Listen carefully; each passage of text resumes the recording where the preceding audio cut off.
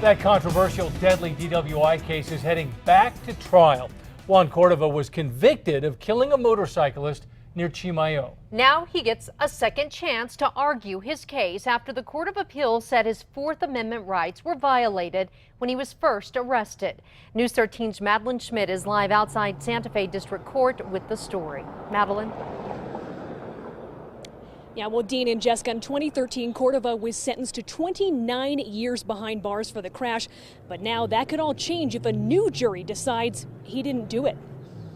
May 28, 2011, motorcyclist Mark Wolf is killed near Chimayo when Juan Cordova allegedly plows into a group of bikers and flees.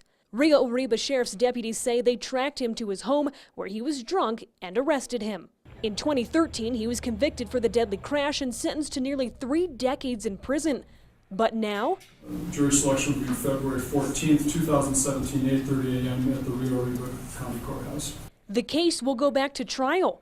A high court says Cordova's rights were violated when deputies let themselves into his home that night, so a major chunk of evidence will be thrown out. It's like being back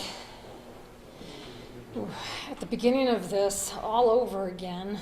Wolf's widow says the problems with how the Rio Arriba County Sheriff's Office handled the case just won't end. Less than a year after the tragedy, an outside investigation by state police concluded Rio Arriba deputies botched things when they allowed Cordova's mangled truck to be destroyed before evidence was collected from it. There was also an issue with how long deputies waited to draw Cordova's blood that night and with who wrote the initial police report. Cordova is the brother of a former Rio Arriba County sheriff.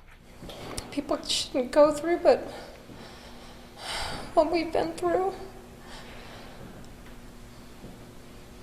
it's just unjust.